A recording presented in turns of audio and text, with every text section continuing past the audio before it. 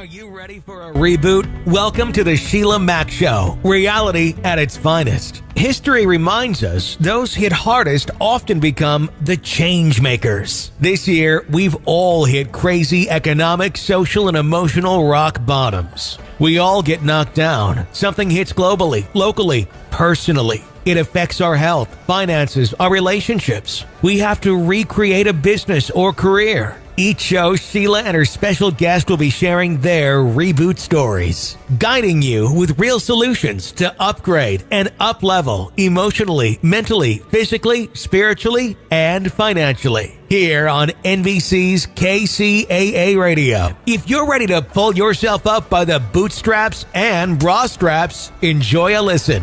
Here's Sheila. Welcome to the Sheila Mac Show. I'm your host, Sheila Mac, and here we have real people sharing real stories and actionable steps to help you reinvent, rebuild, and reboot your business and personal life on your terms. I'm your host, Sheila Mac, and today we are getting back to business with part 2 of a special feature presentation with Jay Abraham. Mentor to mentors and the highest paid marketing consultant in the world. He's the go-to guy now. And I got to say, if you think of most of the marketing consultants that you probably don't have the name of, they've all been influenced by Jay. I probably wouldn't be here without my mentor, Jay Abraham. Through, his teachings and what he's done for me, he's taught me how to position myself in very unique positions, what is my unique offering, as well as the ability to communicate. Jay Abraham has significantly increased the bottom line of over 10,000 clients and over 400 industries worldwide. Jay has had a tremendous influence on my business. Not just my business, but really the deep ways in which I think about my students, my readers, my clients, my customers. His books have profoundly influenced my ability to grow Bulletproof, and his personal mentorship and his one-on-one sessions with me have absolutely changed the game for me and for Bulletproof and for our mission to change the world. Forbes magazine called him the real thing and lists Jay as one of the top 5 executive coaches in the country. He's also a best-selling author and has been featured in USA Today, the New York Times, Inc., and Success, among many others. Life is a series of mentors, and Jay Abraham is absolutely the best in that area. Welcome to the show, Jay. Thank you, Sheila. Good seeing you again, or hearing you, depending on what form people are experiencing this. But yeah, it's a pleasure. There's such a connection between industries. I'm doing media with radio, and I also am now working with a magazine company, the local magazines that you see with the families on the cover in your community. And so those are two things that are not connected, but they're really connected. And many of the people end up on the show or sharing about their business through a sponsorship opportunity that way, as well as in print media. What do you think about print media and advertising? What would you suggest? How would you diversify or stand out in today's very interesting economy and time? Well, I think people who read print are probably very responsive people. Not as many, but probably a sort of core. We're experimenting right now with Inc. magazine, Forbes magazine, the business section of the Sunday New York Times, and a couple of others. And what we try to do is, for the first, pardon my voice, for the first test stage, we try to negotiate a very advantageous price. We also want to do something that, if we get a good enough price, is very stunning. For example, I'm getting ready to run 4 pages in Inc. magazine, not one, but 4 together. I'm getting ready to run a 2-page ad in Wall Street Journal. And they're all designed to literally gain maximum attention and engagement from the audience we want to reach. We know that there's a lesser audience, but we believe the audience that reads is the audience that we can impact the most, because I tend to like long, well-developed propositions. But it depends. I think, one of the things I learned in my life was testing. It's a very wonderful way, because you can try, as long as you control the risk that you're taking, you can try a lot of hypotheses, suppositions, and experiments. And if you lose on many, when you find the winners, it makes up for them all. And it's just, you have to, before you do it, you have to understand the dynamics. In other words, if you're going to use a magazine or a newspaper, you better first of all understand keenly the audience. You better analyze what has been advertised frequently enough that is more direct responsive, so you can see advertisers that have to justify the investment. If they're not competitive, you should call them and verify your assumptions that they are making money from those ads, because a lot of times people don't know. And then what they charge as far as their rate is frequently far above what the incremental cost is. We try to always get, what we tell people is this: we want a great first rate because we're trying something that may not work. But we agree to report completely results, and we give them a mean that we're happy with, or just a what would I call it? A minimum base. If we hit that, we say we'll run it every week, every month, as long as it keeps doing that at full rate. And we give them incentive for making it advantageous. We say we'll run something very dramatic and impressive, and you can have editorial approval. It won't be anything that's schlocky. And if it doesn't work, I'm going to lose, but I'm going to lose less than what your published rate is. Right. If it wins, you're going to win as well as me, because I'll keep running, and as long as the numbers justify, I'll be happy to pay more. Yes, exactly. And the company I work with now, in that magazine that's nationwide actually, and in Canada, they actually have people that started when the business started, I think 17 years ago, that are still advertising with them, because obviously it pays. Yeah, and so that's for that target audience, and it's for small businesses. So it really works. Yeah, and you have to have alignment. I mean, your message has to be in alignment with the market and the media. But I mean, the thing is, if you don't market, then you better have an enormous referral or word of mouth, or you better be in a location where there's enormously high volume or high quality traffic of the profile that you need as buyers. And if you don't have that, you better find them. They're not gonna, I mean, the world won't beat a path to you unless you've got a reason why they need to do it. Either your location is fabulous, your product service is unique, and everyone talks about it, you got tons of referrals, or you're a very good external marketer. Yes, that's or very you have true. a salesperson selling it for you in the outside market, but it's not just going to happen. No, it's good to have a team helping on the sales part, really to expand. Now, for branding, there's marketing and there's branding. So for branding, for really getting your name out there, it takes so many times for somebody to see the name, to get the message before they actually connect with a new business, let's just say. What is the secret or difference between marketing and branding, and what approach would you suggest for this time in our... Well, there's a shortcut to making your brand prominent, and that is to partner with other people that have the buyer audience you want, giving them a chance to endorse you in a way that makes you credible, and that endorser is in essence affixing their credibility, their trust to your company and whatever brand position you take, and giving that endorser a generous enough correlated compensation, meaning compensation that you can tie to whatever they do and whatever comes from it for a period of time, so that they're motivated. But if you get 3 or 4 other entities, enterprises, companies, influencers who have the trust of the market you're trying to reach to endorse you to their market, that can create rapid, if not almost overnight, brand significance. Wow, that's a good secret. So for somebody starting out, they might not be able to go to the biggest brand, but even just to go to...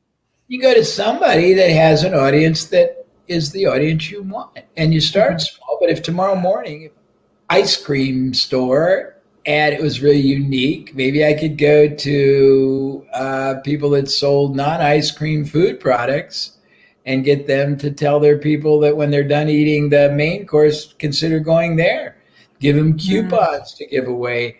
Give them anything and figure a way to pay them very, very, very generously in the beginning, because once they used their access to their market to build my brand currency, meaning the quality of my brand to people and the awareness and the desirability, I'm going to make all the repeat sales. I'm going to make all the preferred sales. I'm going to make all the word of mouth sales. So who cares if you pay a lot in the beginning?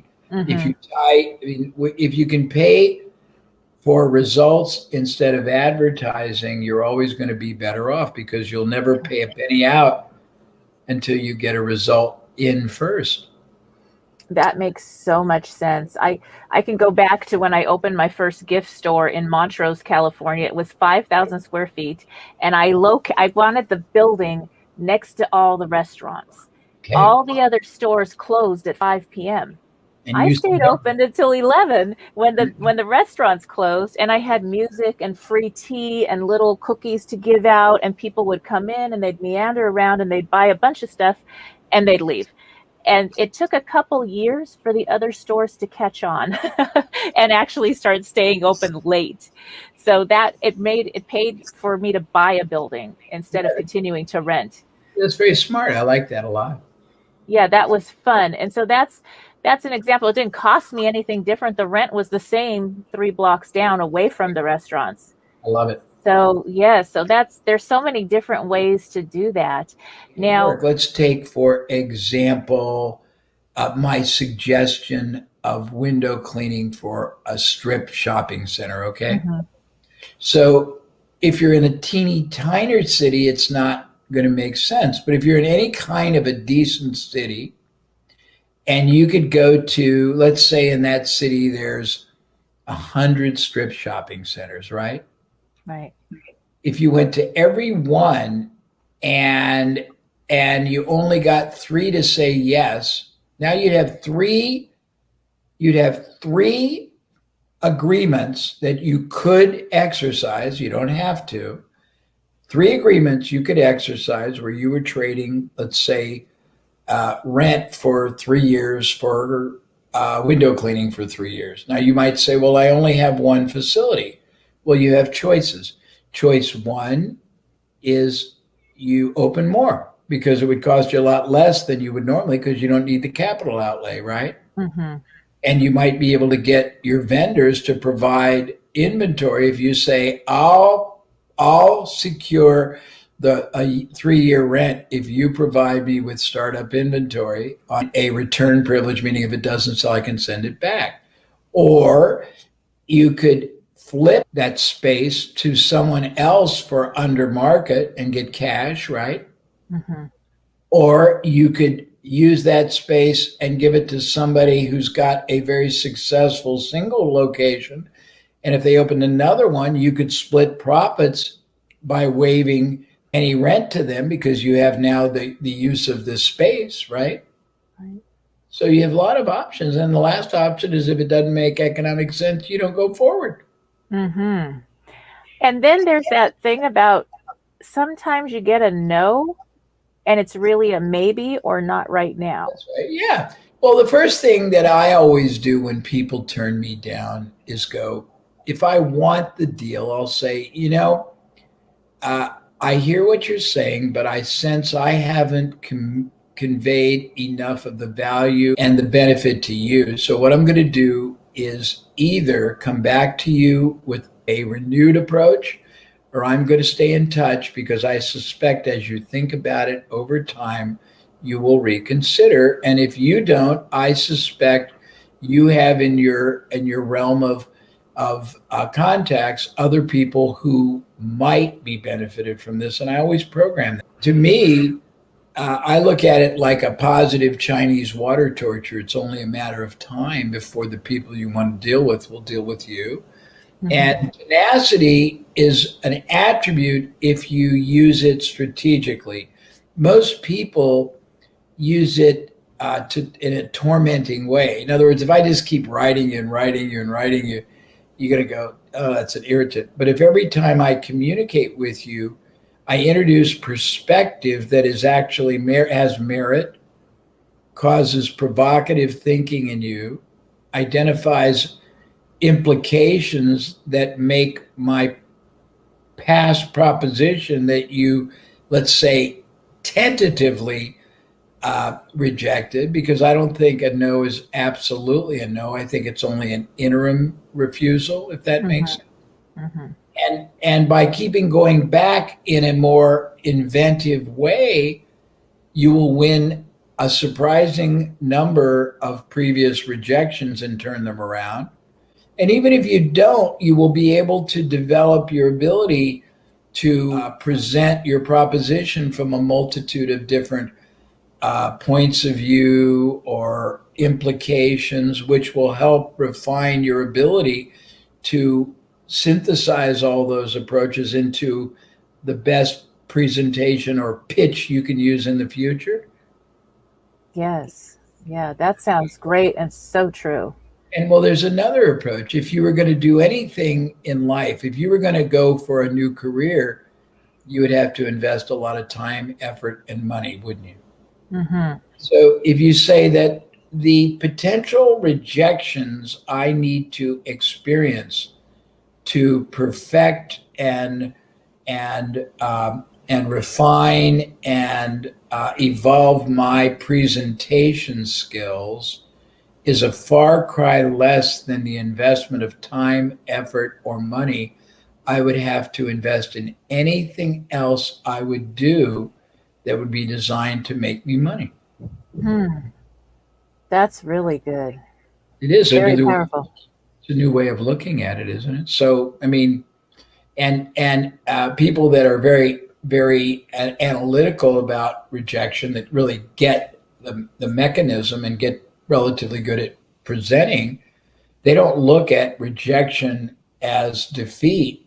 They look at it every time I get 8 rejections, I get 1 sale. So they don't do look at, so if a sale is worth X, let's say I'm selling something that has, let's use a very easy, that had, let's say 1 out of 10 buy, okay? And I get rejected from 9. Statistical probability, it may not happen, but the 10th one buys and it's a $10,000 profit. Everyone who says no is actually worth, if you look at it, $1,000 to me. Yes. So different ways of looking at it to mitigate the negativity in it. But I mean, I always say if you met that person again, they probably wouldn't even know you if you did it on the phone. If you did it in person, if you did it with panache and aplomb, meaning you did it qualitatively and charismatically and authoritatively, even if they turn you down, you might be actually creating a positive enough relationship that you could go right back to that same person in a matter of days or weeks with a totally different proposition that if you articulated it well, they might buy into. That is so helpful. Next move. If you think about life, think about business life like real billiards, not pocket billiards, but the ones that have no pockets, where every move you make is designed to set up the next move and the next. I'm wondering, you also raised a big family. How did you, for people with a big family or families right now, and especially with COVID, they've had to coordinate business and family life even more than ever, working from home. What advice do you have for people that are dealing with this new family and work situation? Well, I think the first is try to appreciate each other's reality, because it's hard on everybody. Mm-hmm. and try to support each person's reality. I spent, and I haven't gotten motivated to go back to my office very much now, but I spent the year here in the wine cellar, which is very nice. But my wife used to have autonomy and control of the house, and now I'm here and I'm getting on her nerves and I'm making a mess and I'm using all the rooms. So I try to be sensitive because we spend more time together. I try to appreciate things that she's interested in that maybe I haven't been and support those. Watch shows she wants to watch. She likes a lot of old English kings and things like that. And I never did, but I watched them with her. She likes to discuss world events, and I really wasn't that big into it, but I do it because I think it's important to her. And I want to be, I don't think my my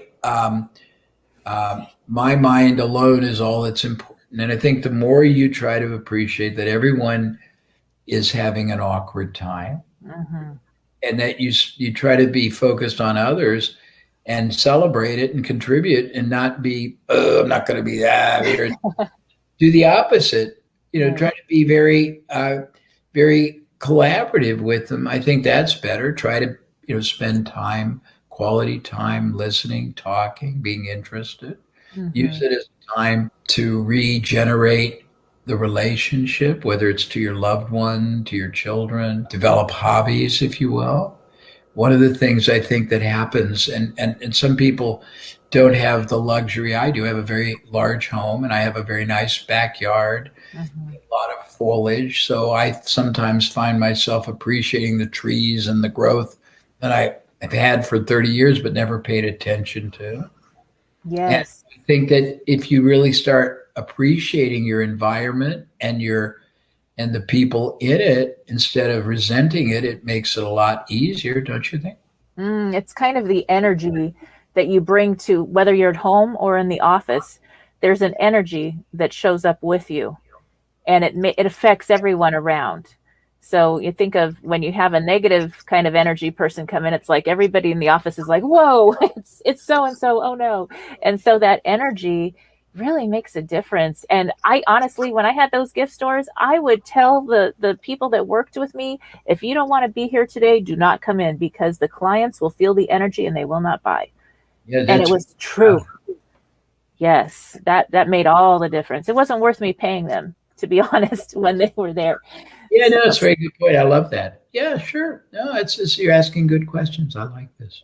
Yes, and I have another question that came in from Facebook. They don't have a name here. It says Facebook user, so I think they're just not connected with me directly. It says, I've got a few online courses which should be perfect for solving current challenges. However, sales needs a boost. Any suggestions or tips on making the marketing clearer or more enticing for online courses? And there's so many going on right now. So yeah, I mean, I think you have to see what is the buyer you're trying to reach, what is the issue you're trying to either solve or the opportunity you're trying to make possible, and what are they getting and not getting from others. Look up all the people who are selling anything similar and look up the reviews people give them, the good and the bad, and look at the language patterns, because that will help you in your marketing. It'll help you articulate what you are and what you're not, and what they want and what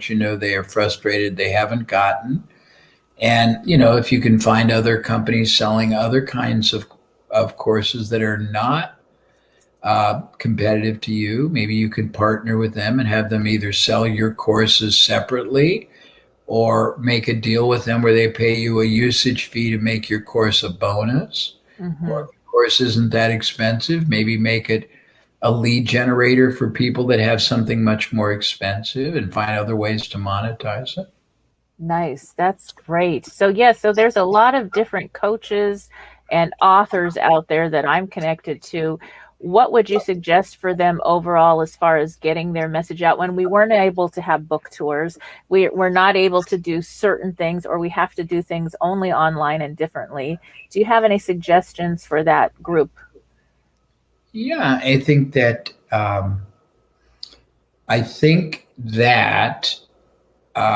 You just have to find people that already have your audience and collaborate with them. It's a very safe way. And you have to make, the only way they'll collaborate is if you make it very well worth their while. And if you're chintzy, you shouldn't be surprised if they won't do it.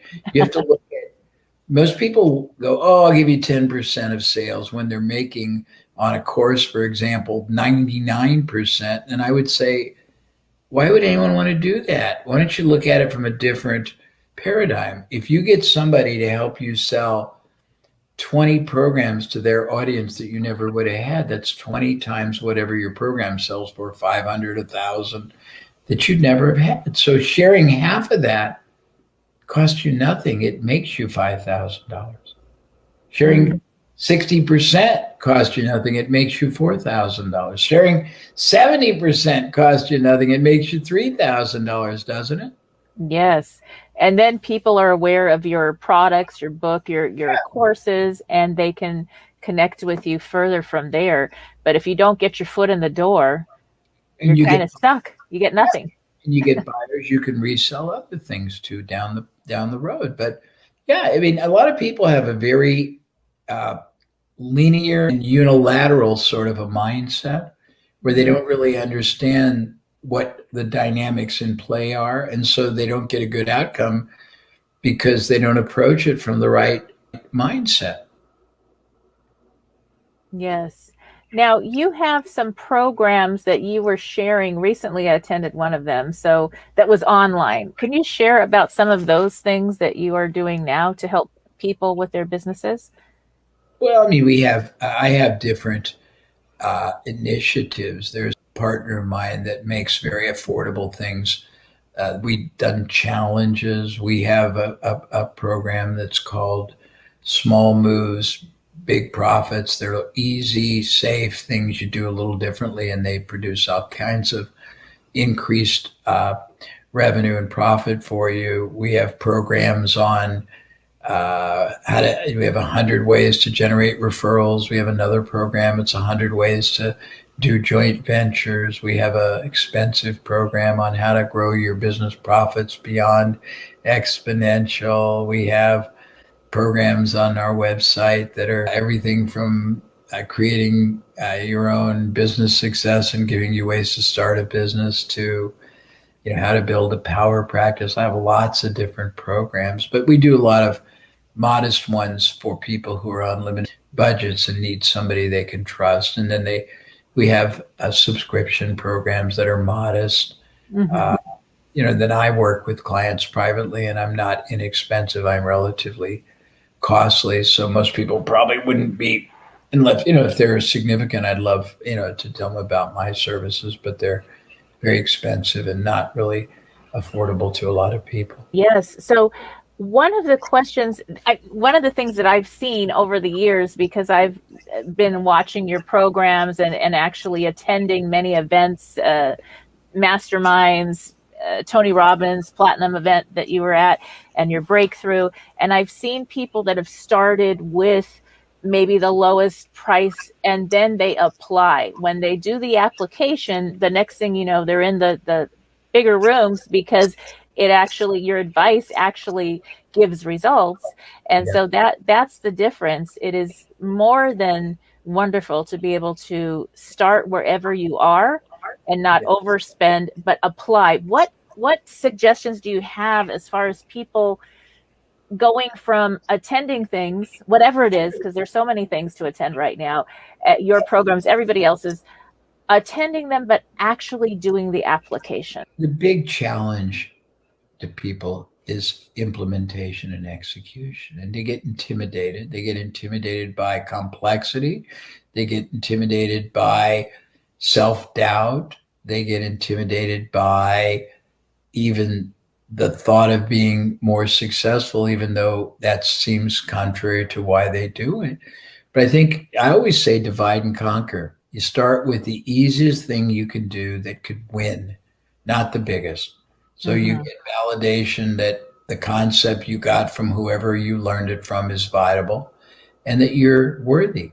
And then you keep taking that success and parlaying it. It took you until today to get to where you are. So thinking you're going to make $1 trillion in your underwear overnight watching Oprah, with one eye is probably a little bit delusional. And Right. say that, okay, I just want to get started. If I Mm-hmm. only make $100 on this one, if I only make $500 on this one, but I'm going to keep doing it until I get it systematic, continuous, sequential, and then you do that. And when you start doing that, wonderful things happen. But there's a great quote, Sheila. More is accomplished through movement than will ever Mm-hmm. be accomplished through meditation. Yes. That makes all the difference. That is so true. And I think there's something in sometimes we do things and it doesn't work out, and there's even more value in that lesson or learning. If you think about it, there was a famous athlete I used to help. Most people won't know him, so it doesn't matter. But he failed publicly in Super Bowls and in critical games, and he turned out to be massively successful post career in business. And he wrote a book that failure isn't permanent, just a temporary thing. Tony said it, Tony Robbins, you can change your life in a heartbeat. You can change the direction. But trying things, if it doesn't work, the biggest problem most people have when they blindly go into something is they don't step back and say, why didn't it work? Mm-hmm. If it's a concept that has been proven, did I execute, articulate, direct it? If it's one that's not proven, is there a safer, easier, better way? If I get horrific rejection, it's not horribly negative. It just tells you to go in a different direction, doesn't it? When I was young, there was a very popular toy that people got at holiday time, Christmas, Hanukkah, whatever your religious celebration. And it was manifest many ways. It was a robot. I would get from my parents a big ladybug that was that big, but it had in the base of it a interesting mechanism where when it walked into a wall, it would turn 25 degrees, it would turn a quarter the other way. Mm-hmm. And you can point it, and if this is radio, you don't see me, I'm pointing behind myself, and giving enough turns, it would end up going out a door to my right over time. Well, if you look at everything you do that doesn't work as a directive to go a different route, then it's all going to get you to a bigger outcome as long as you stay in the game. Mm-hmm. That's like that Tony saying makes all the difference. So that when you think that you are at the bottom and you can't do anything else, the rock bottom, like my book talks about, it's actually when you're really close and you just got to keep going. And it's really hard because I think this year everybody's had some kind of surprise rock bottom that we never expected. We couldn't even fathom the crazy things that are going on. So that makes a big difference. I have somebody else that wrote in right now, and they say, thank you for the tip about the profit share, and the 40-50% was also great. I'll apply that to a few of the popular programs and the online. Okay. Oh, I know who that is. An online photo reading and fearless public speaking. I know that's a friend from London. So, yes, and she's been to some of your events too. So yes, that's great. Okay. So that makes a big difference. And I think now we're connecting globally. I know you're international. Do you have any suggestions for that change where because we're online, we're able to connect with people from London? I have London and Australia on right now, all these different countries. Whatever you are selling, I mean, you have the chance, as long as it's legal, to deliver it either in a service form or in a physical form anywhere in the world. You can sell anywhere in the world. It's really great because in the past, in order to sell internationally or nationally outside of a locale, you needed facilities, you needed rent and people. Now, because of e-commerce and virtual communication and webinars and Zoom and Facebook Live and Instagram and all these things. You can sell anywhere you want in the world that people can buy. And as long as you can economically and legally get the product or service into their hands, literally or figuratively, the world is your oyster, and you can compete now. I mean, you can compete with with the largest corporations. You can compete with companies 100 times your size. So it's a matter of your ingenuity, your marketing capability, and your belief, and that you have the ability to identify an audience and target them. But yeah. Yeah, I mean, the cost of traveling, as much as I love to hug people and see people in person, obviously we all do, but the cost to travel to another country and maybe like go to Dubai or something, it's what, 20 some odd hours, and you're flying and you're exhausted, and then you've got to do the event and you've got to pay for the hotel. It's very efficient. This is terrible. I need 2 minutes to sell somebody something. Can you? We can keep going, and go ahead. Yes. Yeah, and I do have to stop in a short period, but I can go for a little longer. But I just have to do something. Be right back. Okay. All right. So Jay will be right back. And if you have any more questions that you would like me to ask, just message in or send them into www.dearsheila.com. And I have someone looking at and reviewing questions there. So always happy to ask your questions. And Jay makes so many incredibly good points about business. And I think that there's something that happens when we let go of that fear of rejection, when we start connecting, even in our community, even in small ways, we're able to have friendships with other business owners and then collaborate and all enjoy helping serve clients in a better way. So that's something that I've been applying since I heard Jay speak, and he can just give you so many ideas. You've got to take notes every time you listen to Jay talking about that. But I want to just share a little memory. I attended his Breakthrough Mastermind program. It was, when you read about the mastermind that Napoleon Hill actually talks about in the Think and Grow Rich book, it was kind of that same experience. There were so many people, businesses sharing ideas and collaborating, and we're all still friends today from that one weekend program. And that made such a difference in my business and career and thought process, as well as just being able to connect and collaborate and hear different ideas that had nothing to do with what I was doing for business, but gave me ideas to apply to what I was doing. And that really, really made a big difference for me personally. So that was incredible, and something that hopefully you'll all be able to experience at some point in one way or another. So yeah, I am back. I was just bragging about your incredible breakthrough event and the experience that I had. And so I have a couple, and I asked for some more questions. So I have Alan here, Alan Burke, and he says, I read Jay's Mediocrity to Millions PDF, and I would like to ask him, I would like to travel the world and work with clients globally. How do I accept payment online or digital wire transfer? That's online invoice. What is the best way? Because he's working with audiences, people from around the globe now. People can wire. We get wires we get it from, I have money wired from Taiwan, Japan. Somebody just wired me money from France.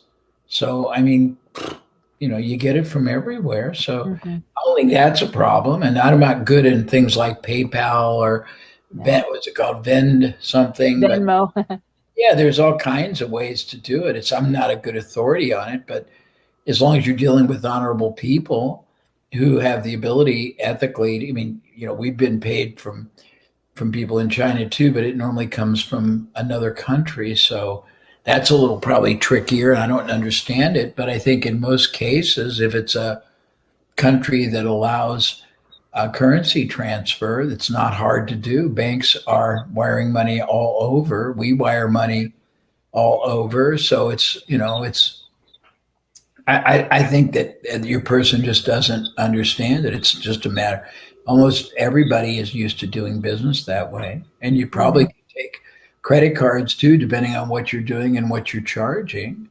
We sometimes, I mean, Sheila, you know this, we've had people put $200,000 on their American Express card. Mm-hmm. And you have to get clearance for it. But once that person authorizes it and you tell your bank it's real and they verify it, you take a big hit on it as far as the discount. But there's tons of ways I mean, getting paid is not the key. It's creating the value that people want to pay for. Mm-hmm. Mm-hmm. And some of those credit card programs, they have so many rewards that then when travel opens up again, you'll be able to go quite a few places for free or at a really big discount. So that kind of makes it work out as long as you don't get over indebted. Everyone likes the points. Sadly, most of the points aren't worth what you think. I mean, we had, I've had $1 million of a million American Express points and thought I could spend like a drunken sailor. It didn't buy that much, but it's still nice to get, I guess. What else can I answer for you while we're still together? Yes, I would love for you to share about like the challenge you just did and that program, how people could maybe get involved with those kind of entry level more programs to get started with you and how that looks. Sure. Well, you could do a couple things. With the challenges, if you're a smaller company or business or you're not a company, go to, I can't remember which one it is. It's either Abraham University or jabraham.com. Get on the email list, and we do challenges. I think we got, and you probably see it if you follow me, but you can go on and you get on the email list. We do static programs. We do, I think it's $200 a month if you wanted to be in a membership program. It's sometimes, $55 for the challenges, so it's not very much, and they're really valuable. We've done Preeminence challenges, referral, masterful challenges. I got so many I can't remember. We've got a program on the mind of the marketplace for understanding how to really telegraph your message and your marketing. We've got a program, little ones, how to outthink the competition. We got all kinds of them. So it's, you can go also just go to Abraham University or jabraham.com. There's another one, abraham.com, but it's not going to have, I don't think it's going to have more expensive things on it. Mm-hmm. But others, I'm sure they probably have announcements for that. I don't run that part, so I don't pay attention. But I know we have challenges coming up. We have a Preeminence challenge, a Greatness challenge. It's all one. We have, I think, another referral challenge coming. We have something called sharing some of these interventions I did with quantum business growth or something. I can't remember. Yes. I think that's what it is. I do remember seeing that. So we got so much stuff. I don't even pay attention. I have so many things always going on, but they're very, very modest in price, and I try to give a lot more than expected. And with full disclosure, we still try to sell more things at the end, but you're not obligated to buy them. Mm-hmm. And most of them are designed that at the end, win, lose, or draw on our part, you'll know how to capitalize on that content and that topic. So they're really cool. Yes, and could you share a little bit about this concept of preeminence and how a new business could actually establish some preeminence in their business and community? Sure. The concept is very foundational. You want your business, no matter what you sell, who you sell to, the size, scope, to be seen in the eyes of the target audience you're going after as the most trusted advisor in the category that you represent for life. You want to be seen as the only viable source they should turn to for whatever product, service, or problem or opportunity your product provides or serves or satisfies or solves. And there's a lot of elements, but the first thing is you want to basically be seen in the eyes of the market as the one person that understands them deeper than anyone else. And you want to put into words in very clear communication that you understand what they're feeling, what they're aspiring towards, what they're trying to get away from, closer to. You want to basically give them a very unique and distinctive point of view that everybody else isn't, so that you're not a commodity. You want to never allow them to buy less than they should, in less quantity, quality, or consistency than they should, or more than they should, or maybe they shouldn't even buy from you if it's not appropriate. You have to have their best interest always at heart.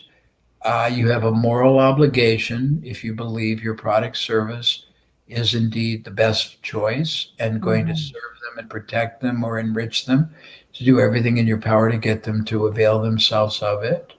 You have, if you really get into preeminence, you shift your focus. Many people in business fall in love with either their company, their product, their profession or industry. But when you're preeminent, you fall in love with the clients that you serve, and you refer to them as clients, not customers.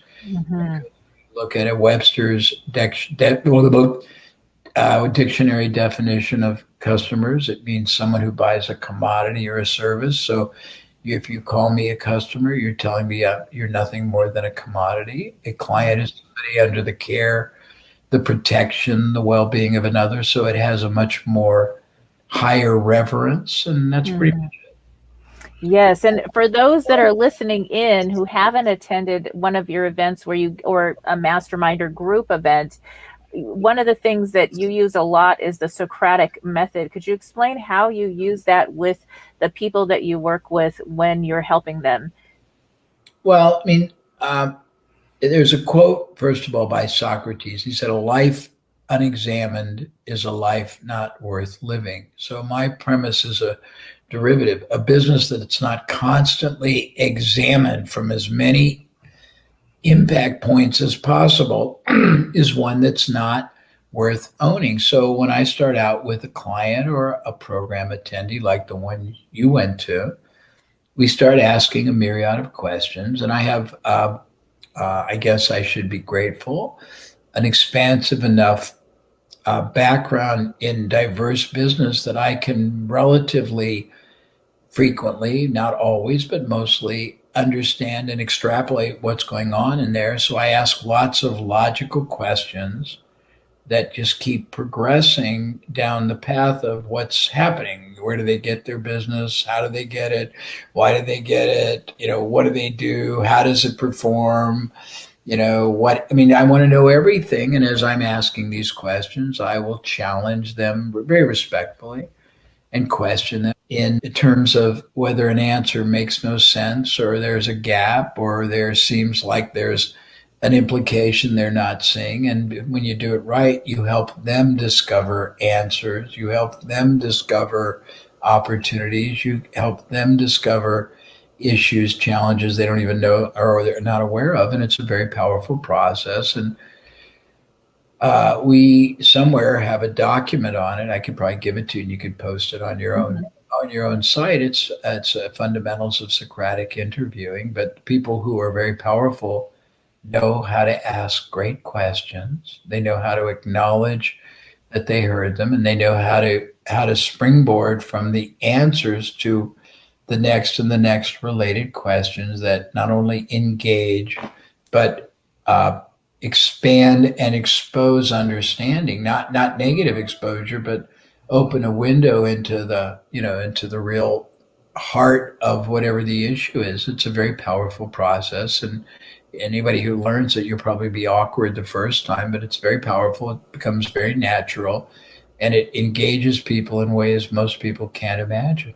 Yes, and even if you're listening in and you're a parent or a teacher, to be able to apply this in anything, in business or with your children even, it changes the way they think and expands on everything they're learning. So for those listening in, there's so many different ways to apply the Socratic method, marketing, business, these business concepts that you've shared today in many different areas of our business and personal life. So I'm wondering, Jay, if you were to go back in time, what would you tell your younger self now that you are where you're at today? You'll laugh about this, but you get this. I'd say use more of your income to buy assets, preferably real estate. I probably would have bought a lot of single family homes that I rented in very stable middle class communities. Mm-hmm. I didn't invest in many. I'm not the greatest investor. I wish I was, but as you get older, you like passive income more. Right. And the few pieces of real estate that I do own have gone up. One has gone up, over 5 times. One has gone up, let's see, 3.5 times. Another one has gone up, probably I don't own it anymore, but if I had kept it, it probably went up, 10 times. So I didn't buy real estate. I wish every year I had bought, homes. I'm not as much a commercial oriented person. I mean, you might be, but I like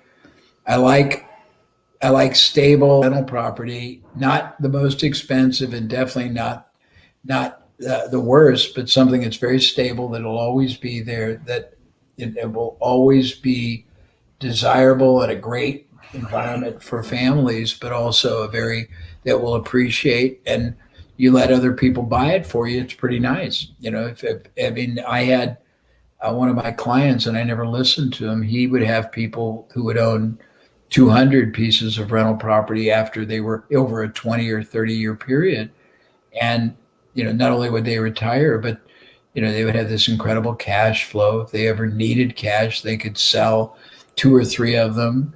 They had great tax advantages. They had all kinds of wonderful things they could do. They could do exchanges, all kinds of fun things with it. And I would have probably wished I did more of that. And I think I would have enjoyed, I'm not a good stock investor, but I think I would have been a good person in things like private equity. I never did that. So things, but I mean, the regrets are reflections, and regrets are two different things. I think that whatever your life was and is, it is. If you don't like something about the past, you can only try to be better every day, because you can't change. I can't do one thing to change 1 second ago, but I can do everything to change 1 second forward. Right. So you have to, you focus on what you can affect, not what you can't. So there's my answer. I love that. In the final analysis, because I do have to leave in about 2 minutes, is there anything else that I could answer for you? But is there anything else that you would like to share with the audience listening in? Only that entrepreneurship is a wonderful and very satisfying way to live your life. And anybody can be a full or part-time entrepreneur. It isn't as risky as people think, and it isn't as costly as people think. And I think it's really great if you have children and grandchildren to give them an entrepreneurial exposure. I think if you can find products or services that make a difference in people's lives, and the difference can be serious difference, it can be entertainment, it can be enrichment, it can be opportunity, it can be resolution of things. But if you're fulfilling and filling needs, it's a very satisfying thing to do. Yes. That'll be wonderful. Well, we thank you. I have so many guests here. I have people from around the globe, actually Australia, South Africa. I have London. I have some people from the Yes group in London, a large group listening in, and they're going to share even more. So it was incredible, and I really appreciate having you as a guest on the show, Jay. Thank you so much. It's really good talking. Thank you. I have to go. Thank you. I appreciate it. I'm your host, Sheila Mac, and today I'd like to give a special review and thank you to one of our sponsors for this episode, and that is Hydronique Hydration. This is an electrolyte powder drink packet. Now, this company started in the midst of the pandemic. The founder of Hydronique Hydration, a frontline healthcare worker, started developing constant headaches. Now, a landmark research study published during the pandemic showed that up to 81% of frontline healthcare workers developed new headaches, mainly because of their PPE, personal protective equipment like face masks and face shields, which prevented them from eating and drinking properly while on the job. He would leave work tired, dehydrated, and burnt out. So, the founder looked for a healthy drink with all the necessary vitamins and minerals, but with no sugar, something with keto-friendly and healthy ingredients. But most power drinks on the market have a ton of sugar and or caffeine. That's why he created Hydronique Hydration, the sugar-free, keto-friendly, plant-based, antioxidant-rich electrolyte powder packets for daily use. They contain all the essential vitamins and minerals with a refreshing taste. Their product contains elderberry, which has immune-boosting properties for support during cold and flu season. Hydronique Hydration electrolyte powder packets can also fit in your bag or suitcase when traveling. Remember traveling? We're finally getting back to traveling. So if you have trouble or have been having trouble with eating and drinking healthy during your busy day in 2022, but want a sugar-free, keto-friendly vitamin drink, give Hydronique Hydration a try. There are 30 electrolyte power packs in a pouch, perfect for a 1-month supply. You can visit their website, www.hydroniquehydration.com. That's www.hydronique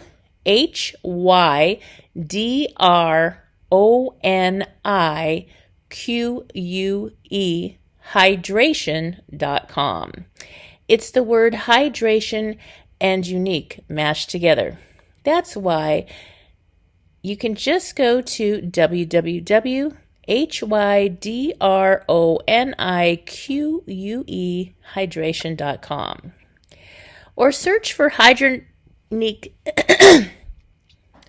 or search for Hydronique Hydration on Amazon.com, where they are also offering a $10 discount coupon at checkout. This is the Sheila Mac Show here on NBC's KCAA Radio, the station that leaves no listener behind.